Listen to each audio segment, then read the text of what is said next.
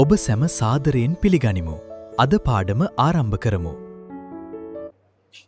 අද දවසේ අපි භාෂාව පොතේ අද දවසේ කතා කරනවා වැදගත්ම ව්‍යාකරණ පාඩමක්. ඔයාලගේ දෙවෙනි වාරයේ අනිවාර්යයෙන්ම දෙවෙනි ප්‍රශ්න පත්‍රයේ කෙටි ප්‍රශ්නයක් විදිහටත් ඉරිගහන ප්‍රශ්න පත්‍රයේ එක ප්‍රශ්නයක් විදිහටත් එන්න පුළුවන්. සහ සාමාන්‍ය පෙළ විභාගයට අනිවාර්යයෙන්ම එනම ව්‍යාකරණ කොටසක් තමයි අද දවසේ අපි කතා කරන්න බලාපොරොත්තු වෙන්නේ.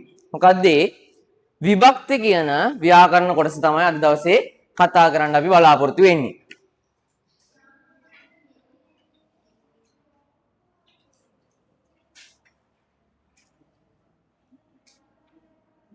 විභක්ති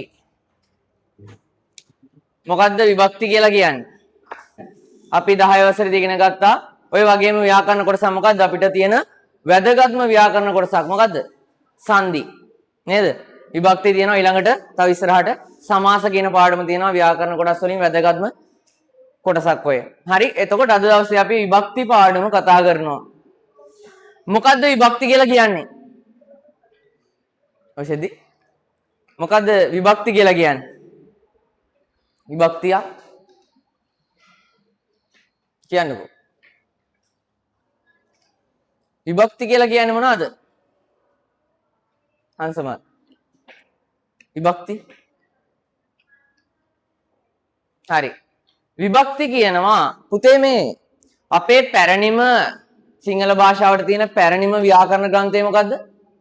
සිදත් සංගරාව. මේ සිදත් සංගරාවට අනුව විභක්ති හඳුන්වලා තියෙන්නේ නමින් පරව බෙදනු ලබනුයේ විභක්වේ.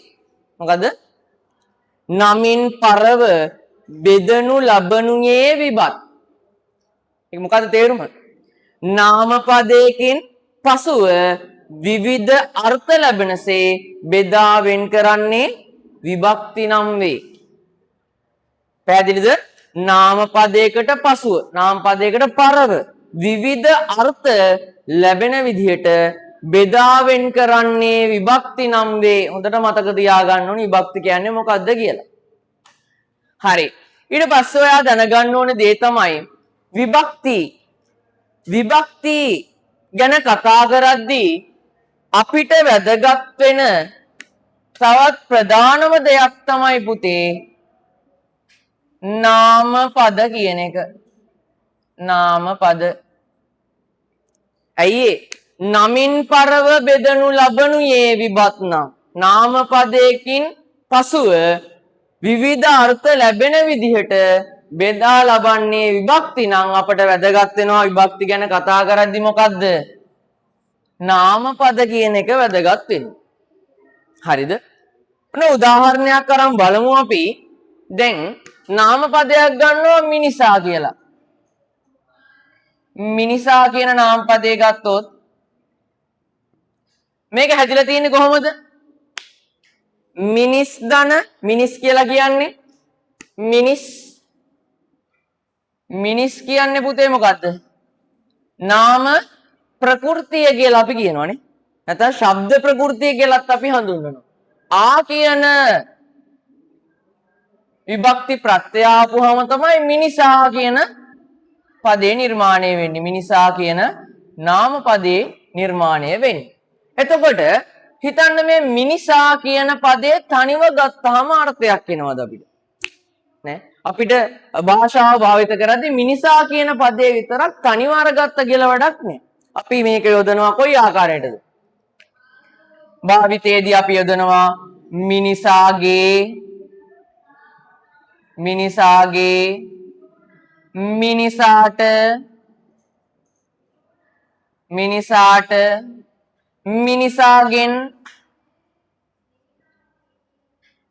මිනිසාගෙන් පැහැදිලිද? අර්ථවත් වෙන්නේ ඔන්න ඔය විදිහට වරණගගාම. හරි? මිනිසාගේ මිනිසාට මිනිසාගෙන්. පුතේ මේ මිනිසා කියන නාම පදය තමයි ඔය වෙනස් වුනේ. එහෙනම් පුතේ මේ මිනිසාගේ කියන්නේ එක විභක්තියක්. අපි කතා කරනවා. මිනිසාට කියන්නේ තව විභක්තියක්. මිනිසාගෙන් කියන්නේ තව විභක්තියක්. හරිම ලේසි. හරිද? හරිම ලේසි මේ පාඩම. හරි? එතකොට මේ ආකාර නාම පද විවිධ ස්වරූපවලට වර්ග කරන්න පුළුවන්. අන්න ඒ වර්ග වලට විභක්ති වලදී නමක් දීලා තියෙනවා. මොකද්ද මං කිව්වේ? මෙන්න මෙහෙම නාම පද විභක්ති ප්‍රත්‍යය දාලා වර්ග කරන්න පුළුවන්. විභක්ති විවිධ ස්වරූප වලට හදන්න පුළුවන්. ඒ හදන ස්වරූප වලට නමක් දීලා තියෙනවා. සිංහල භාෂාවේ පුතේ විභක්ති කීයක් තියෙනවද? සිංහල භාෂාවේ විභක්ති කීයක් තියෙනවද? 9ක් තියෙනවා. විභක්ති 9ක් තියෙනවා. පාසයෙන් අපි පාඩම් කරගමු. හරි විභක්ති 9ක් තියෙනවා. සිදක් සංගරාව කියන පැරණිම ව්‍යාකරණ ග්‍රන්ථයට අනුව සඳහන් වෙන්නේ මෙහෙමයි. පෙර කම් කතු කරන සපදන් අවදි සබද අදර අලක් හරි සිද්ධාර්ථ සංගරාවට අනුව විභක්ති වර්ග කරලා තියෙන ඔන්න ඔය විදිහට ඕෂදී කොයි විදිහටද පෙර කම් කතු කරන සපදන් අවදි සබද අදර අලක් ඔය ටික පාඩම් කරගමු ඉක්මනට කියමු මාත් එක්ක පෙර කම් කතු කරන සපදන් අවදි සබද අදර අලක් අයගෙමු පෙර කම් කතු කරන සපදන් අවදි සබද අදර අලක් ඔන්න ඔය විදිහට තමයි සඳහන් වෙලා තියෙන්නේ හරි පෙර කියලා කියන්නේ මොන විභක්තියද ප්‍රථමා විභක්තිය කම් කියලා කියන්නේ කර්ම විභක්තිය නියමයි කර්ම කතු කතෘ විභක්තිය කරණ කියන්නකො ළමයි කරණ විභක්තිය සපදන් සම්ප්‍රදාන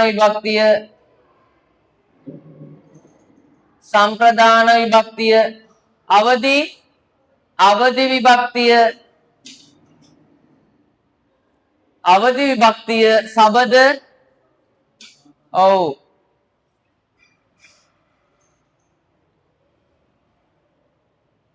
සම්බන්ධ විභක්තිය අදර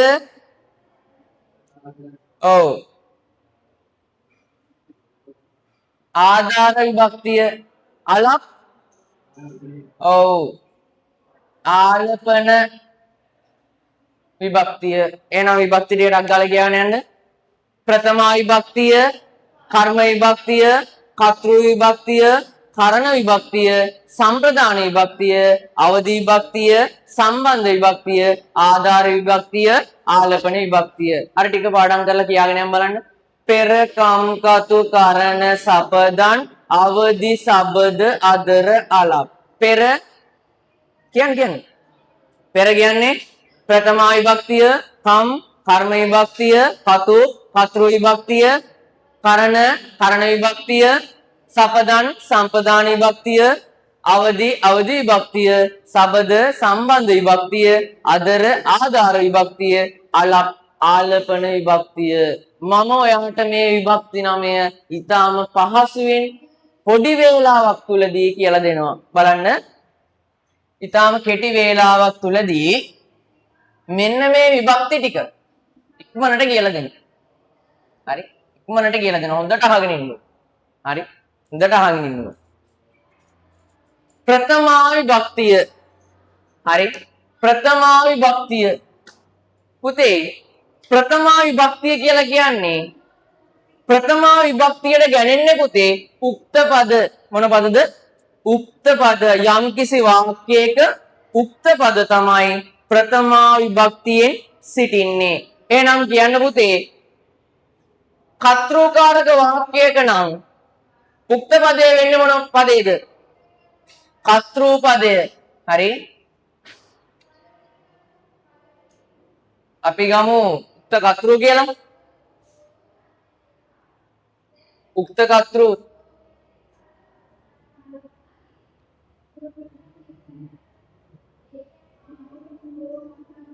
උක්ත කර්තෘ ප්‍රථමා විභක්තියට ගන්නේ උක්ත පද. එහෙනම් කර්තෘකාරක වාක්‍යය නම් උක්ත වෙන්නේ මොන පදේද? කර්තෘ පදේ. නිසා උක්ත කර්තෘ ගන්නවා ප්‍රථමා විභක්තියට. ඒ වගේම කර්මකාරක වාක්‍යයන් කොහෙද උක්තේ තියෙන්නේ? කොහෙද තියෙන්නේ? කර්ම පදේ තමයි උක්තේ තියෙන්නේ. එහෙනම් මොකද්ද? උක්ත කියන්නකො ළමයි. උක්ත කර්මය තේරුන්නේ නැද්ද? ආයෙසර කියන්නද? ප්‍රථමා විභක්තියට ගැලෙන්නේ කර්තෘකාරක වාක්‍යයක නම් උක්ත කර්තෘ පදය. කර්මකාරක වාක්‍යයක නම් උක්ත කර්ම පදය මොන ස්වරූපයෙන් ඉන්නවද? ප්‍රථමා විභක්තියෙන් සිටි. උදාහරණයක් ගමු අපි. උදාහරණයක් ගමු. හරි?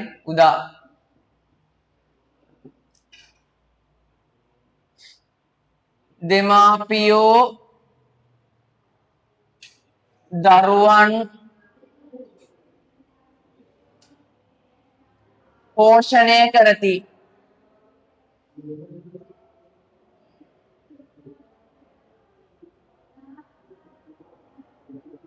පෝෂණය කරති. මේ මොන වාක්‍යයක්ද පුතේ? කර්තෘකාරක වාක්‍යයක්ද කර්මකාරක වාක්‍යයක්ද මේක? කර්තෘකාරක වාක්‍යයක්. කර්තෘකාරක වාක්‍යයක්. කොහොමද තෝරගත්තේ? කර්තෘ පදය උක්ත ස්වරූපයෙන් ඉන්න නිසා උක්ත කර්තෘට අනුව ආඛ්‍යාතයක් තබලා තියෙන නිසා හොඳට මතක් කරගන්න. එහෙනම් මේ වාක්‍යයේ මට කියන්න ප්‍රථමා විභක්තියෙන් ඉන්නේ මොන පදේද? මොන පදේද?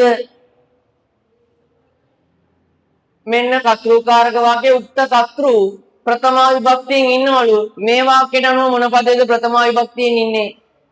දෙමව්පියෝ කියන පදේ තමයි ප්‍රථමා විභක්තියෙන් සිටින්නේ. පැහැදිලිද?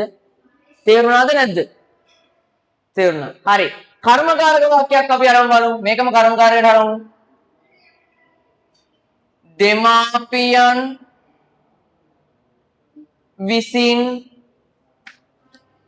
විසින් දරුවන්ට මොකද වෙන්නේ පුතා? ඔව් දරුවෝ පෝෂණය කරනු ලබති. හරි. මොන වාක්‍යයක්ද මේක? කර්තෘකාරකද කර්මකාරකද? කර්මකාරක වාක්‍යයක්. කොහොමද හොයාගත්තේ? කර්තෘ අනුක්තයි විසින් නිපාතේ තියෙනවා. කර්මය උක්ත වෙලා තියෙනවා. උක්ත වූ කර්මයට අනුව තමයි ආඛ්‍යාතේ තියලා තියෙන්නේ. ඒ නිසා ඔයාලට බය නැතුව කියන්න පුළුවන් මොන වාක්‍යයක්ද මේක? කර්මකාරක වාක්‍යයක්.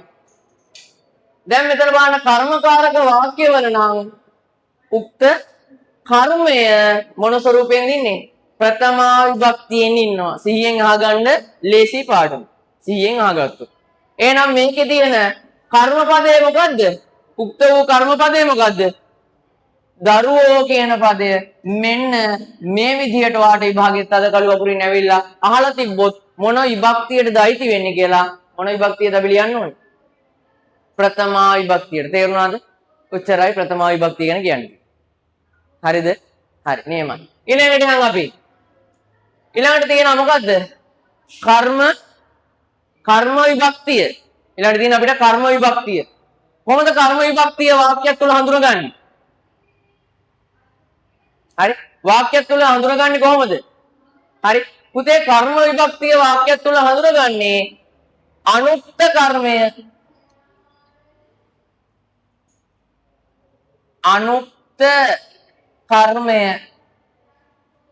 අනුක්ත කර්මය තමයි හැම වෙලේම මොන විභක්තියෙන් ඉන්නේද? කර්ම විභක්තියෙන්. තේරුණා නැද්ද? තේරුණා. කර්ම විභක්තියෙන් හැම වෙලේම ඉන්නේ අනුක්ත කර්මය. මෙතන උක්ත කර්මය දාන්න බෑ හේතුව එයා ප්‍රථමාවලදී අහු වුණා. ප්‍රථමා විභක්තියට ගැනුන නිසා. බලන්න කර්ම විභක්තිය නම් කර්මපදේ ඉන්න ඕනේ. කර්මපදය අනුක්ත වෙන්න ඕනේ. එහෙනම් අනුක්ත කර්මය දෙන්නේ මොන විභක්තියෙන්ද? කර්ම විභක්තියෙන්. එහෙනම් මේ උදාහරණයම ගත්තොත් අපිට ගන්න වෙන්නේ මොන පදේද පුතේ? මොන පදේද මේකෙන් ගත්තොත් එහෙම? දරුවන් කියන්නේ මොන පදේද? අනුක්ත කර්මය. කර්තෘකාරක වාක්‍යවල විතරයි යෙදෙන්නේ. මතක තියාගන්න. මොකේද?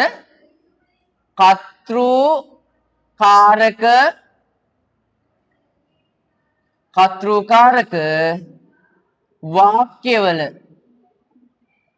වාක්‍යවල පමණයි.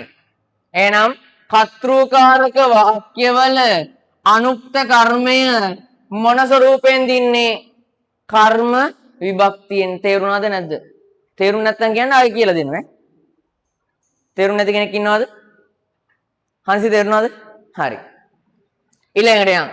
කර්තෘ විභක්තිය තේරුම් නැත්නම් කියන්න ආයෙ කියලා දෙනවා. කර්තෘ විභක්තිය. පුතේ කර්තෘ විභක්තියේ ඉන්නේ හැම වෙලේම කර්තෘ වෙන්න ඕනේ, අනුක්ත වෙන්න ඕනේ.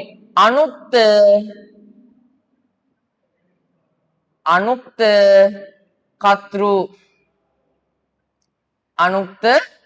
කර්තෘ බලන්න මේ උක්ත කර්තෘ ගන්න පුළුවන්ද අපිට? බෑ. අයියේ ප්‍රථමා විභක්තිය උක්ත ඒවාට කැමති ප්‍රථම. ඒ නිසා දෙන්නේ නැහැ කාටවත් උක්ත ඒවා. අනුක්ත ඒවා බෙදාගනින්න කියලා තමයි කියලා තියෙන්නේ. ඒ නිසා කර්තෘ පදේ බලන්න. එහෙනම් කර්තෘ විභක්තිය බලන්න. කර්තෘ විභක්තිය පුතේ හැම වෙලේම දෙන්නේ මේක කර්තෘකාරක විතරක් යෙදුණා නම් මේක කර්මකාරකයේ දෙන්නේ.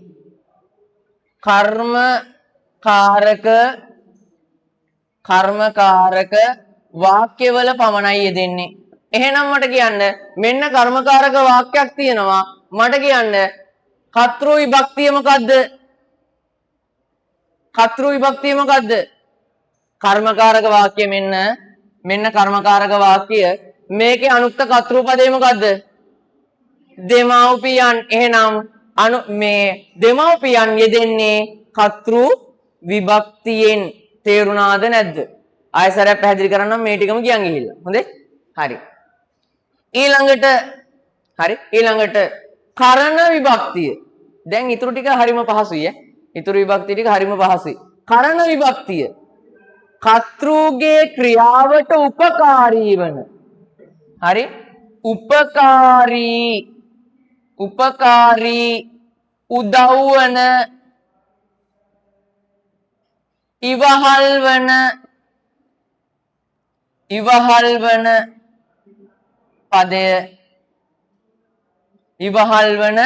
පදය. හරි ලේසි. උදාහරණයක් ගමු. හරි. අයියා කෙක්කෙන්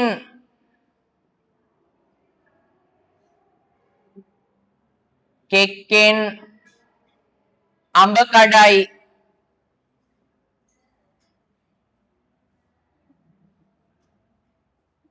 කඩයි. මොකද උදාහරණේ?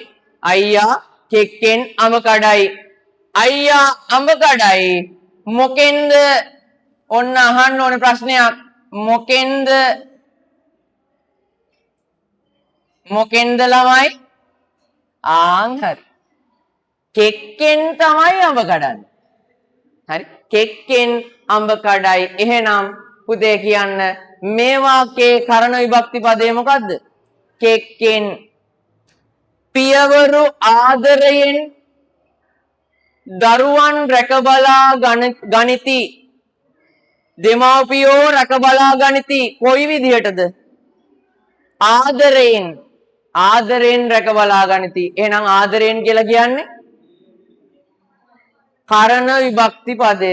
කර්තෘගේ ක්‍රියාවට කියන්නකො ළමයි. කර්තෘගේ ක්‍රියාවට ඉවහල් වන පදය.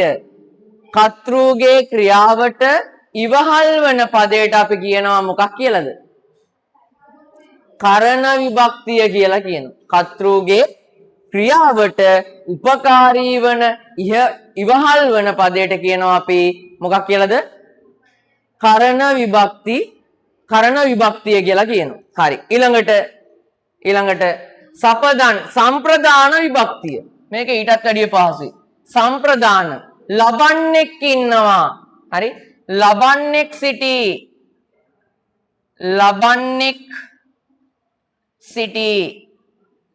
හරි. ලබන්නෙක් ඉන්නවා. උදාහරණයක් ගමු.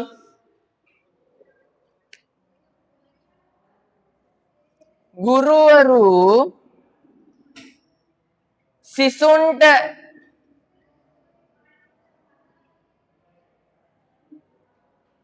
උගන්වති.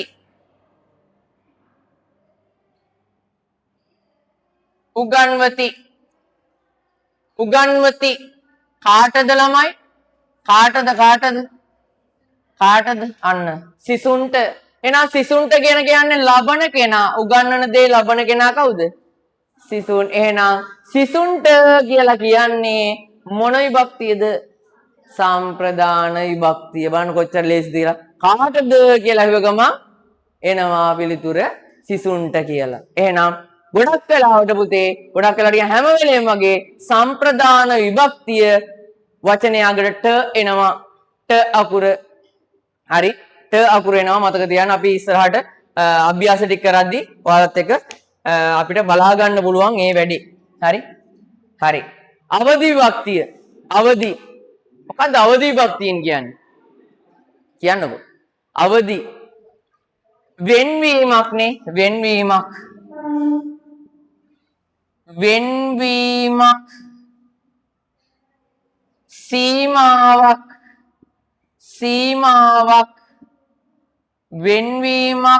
සීමාවක්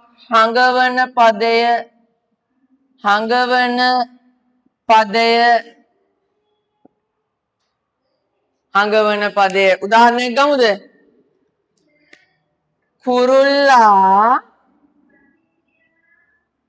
කුරුල්ලා අත්තෙන්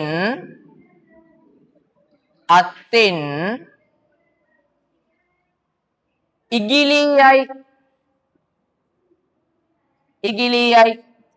කුරුල්ලා අත්තෙන් ඉගිලී යයි. කොහෙන්ද? අහන්න ප්‍රශ්නේ කොහෙන්ද?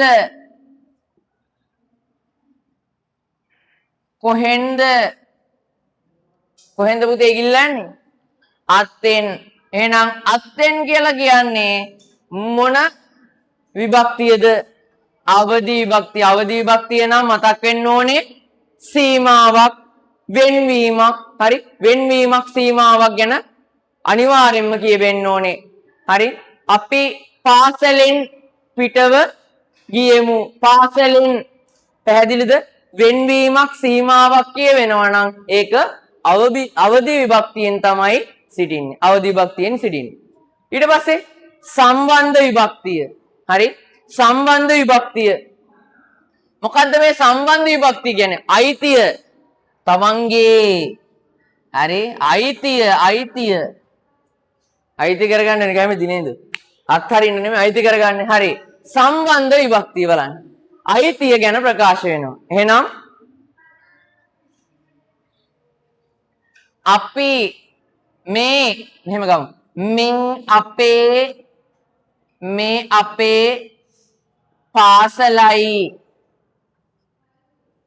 අපේ පාසලයි.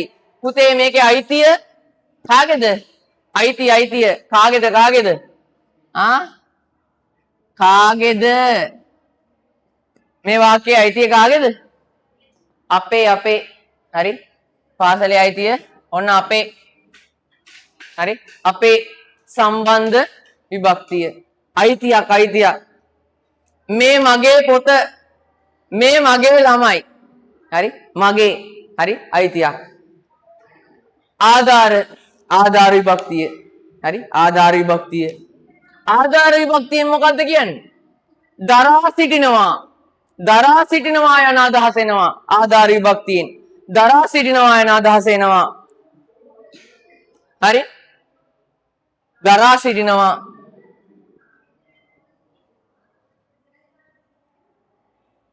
දරා සිටිනවා. අපි ගමු උදාහරණයක්. දරා සිටිනවා. සිසුහු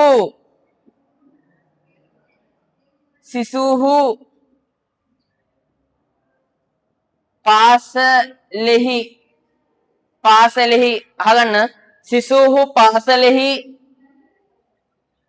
ඇත. හරි කෙටි වාක්‍යයක් ගමු. සිසුහු පාසලෙහි ඇත. දරා සිටිනවා. කොහේද කියන ප්‍රශ්නය අහන්න. කොහේද? අන්න. කොහේද? පාසලෙහි මතක තියාගන්න. නිලධාරීහු උදාහරණයක් ගමු.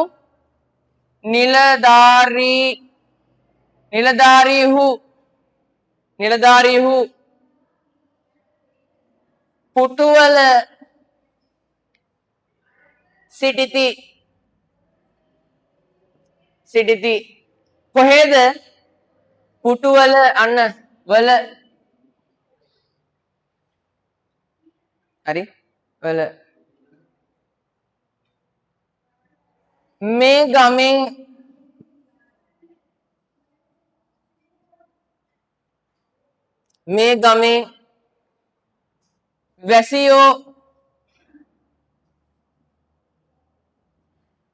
වැසියෝ කොහිද?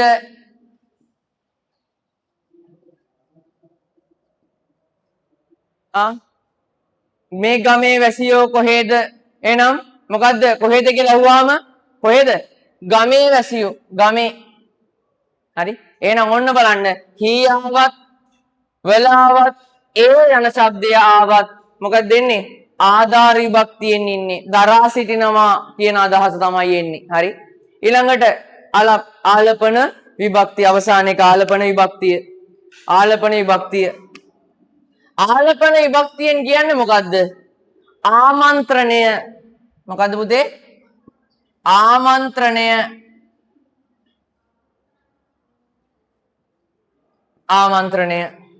හරි. කියන්නේ ආමන්ත්‍රණය. ඇමතීම. දරුවනි කතා ගන්නකො. දරුවනි හොඳින් ඉගෙන ගන්න.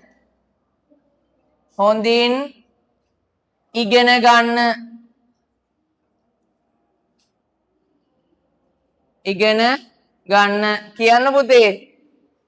මොකද්ද මේ ඇමතීම? ආලපන විභක්තියෙන් කියන්නේ ඇමතීම නම් මොකද්ද මේ ආලපන විභක්තියට මේ වාක්‍යය අයිති වෙන්නේ? දරුවනි මෙන්න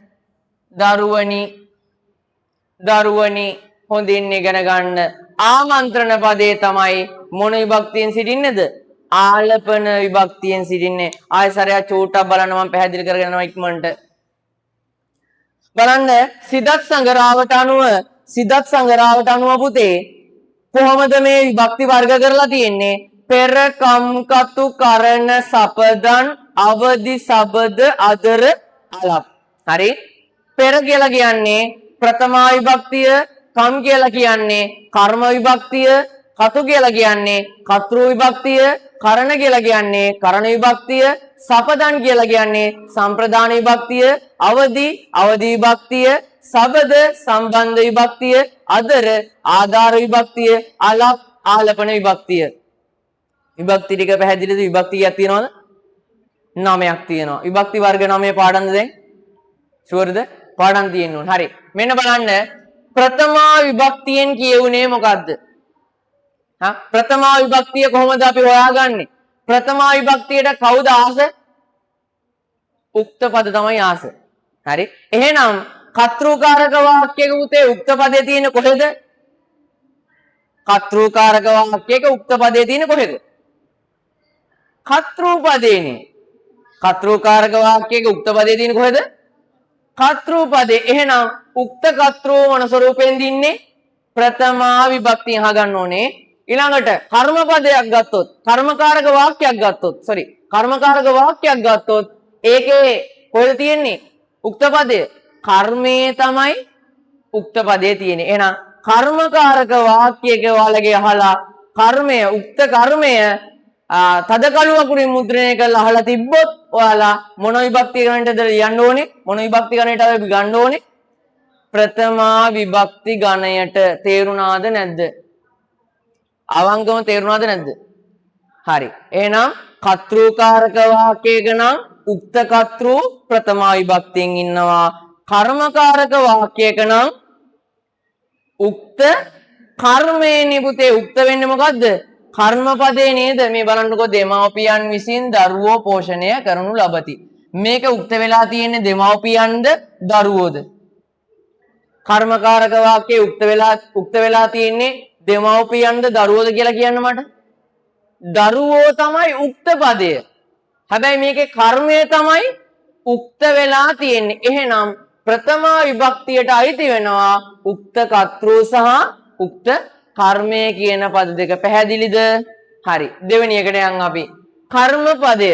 තමයි අපි කියනවා කර්ම විභක්තිය. කර්තෘකාරක වාක්‍යවල විතරයි පුතේ කර්ම විභක්තිය ඉන්නේ. හොඳට මතක තියාගන්න. මොකද්ද? කර්තෘකාරක වාක්‍යවල විතරයි කර්ම විභක්තිය දැක ගන්න තියෙන්නේ. එහෙනම් අනුක්ත කර්මය තමයි පුතේ මොකක් වෙන්නේද? කර්ම විභක්තියෙන් සිටින්නේ. අනුක්ත කර්මය. ඇයි හේතුව? උක්ත කර්තෘත් ගත්තා ප්‍රථම. උක්ත කර්මයක් ගත්තා ප්‍රථම.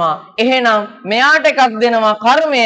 කර්මය අනුක්තයිනේ කර්තෘකාරක වාක්‍යවල. එහෙනම් කර්තෘකාරක වාක්‍යවල අනුක්ත කර්මය මොන විභක්තියෙන්ද ඉන්නේ? කර්ම විභක්තියෙන් ඉන්නේ. පැහැදිලිද? හරි. කර්තෘ විභක්තිය. කර්තෘ විභක්තිය දැන් බලන්න වාක්‍ය වර්ග දෙකයි කර්තෘකාරකයි කර්මකාරකයි. උක්ත කර්තෘ අරගෙන තියෙනවා උක්ත කර්මයක් අරගෙන තියෙනවා ප්‍රථමා විභක්තිය. පැහැදිලිද?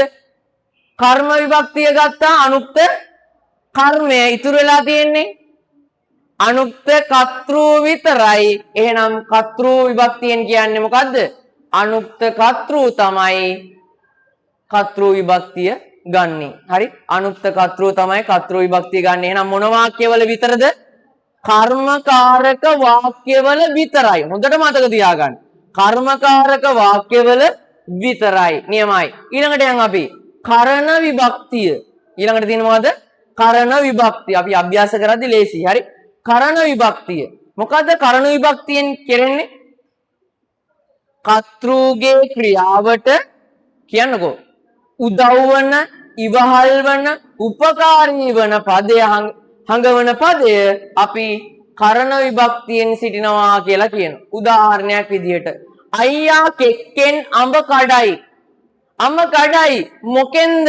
ඔයාලා අහන්න ප්‍රශ්නයක් කෙටි ඔන්න කෙටි ක්‍රමයක් කියලා දීලා තියෙනවානේ. අර වරහන් ඇතුලේ තියෙනවා මොකෙන්ද? මොකෙන්ද? කෙක්කෙන්. එහෙනම් කෙක්කෙන් කියන්නේ මොකද්ද? කරණ විභක්තියට අයිති. එහෙනම් අයියාගේ අඹ කැඩීමට උපකාරී වෙලා තියෙන්නේ මොකද්ද? කෙක්ක. එහෙනම් කෙක්කෙන් කියන්නේ කරණ විභක්තිය ගන්නවා. සම්ප්‍රදාන. සම්ප්‍රදාන විභක්තියෙන් මම කිව්වා සම්ප්‍රදාන විභක්තිය ට අකුරක් එනවා. සම්ප්‍රදාන විභක්තිය හඳුනා ගන්න පුළුවන් නාම පදයේ අගට මොකක් එනවද? නාම පදයේ අගට ට අකුරක් එනවා. බලන්න ලබන්නෙක් සිටි සම්ප්‍රදාන විභක්තියේ ලබන්නෙක් ඉන්නවා. ගුරුවරයා සිසුන්ට උගන්වයි. ගුරුවරයා සිසුන්ට කාටද පුතේ? සිසුන්ට. අම්මා යාචකයාට මුදල් දෙයි. කාටද? යාචකයාට. යාචකයාට කියලා කියන්නේ එහෙනම් මොන විභක්තියෙන්ද ඉන්නේ? සම්ප්‍රදාන විභක්තියෙන් ඉන්නේ. හොඳට මතක තියාගන්න. ලේසි. හරි. සම්ප්‍රදාන විභක්තියෙන් තමයි ඉන්නේ. ඊළඟ එක අවදි විභක්තිය. අවදි විභක්තියෙන් කියුනේ මොකද්ද? වෙන්වීමක් නේද? වෙන්වීමක් සීමාවක් හඟවනවා නම් අන්න ඒක අවදි විභක්තියට තමයි ගන්න. හරි?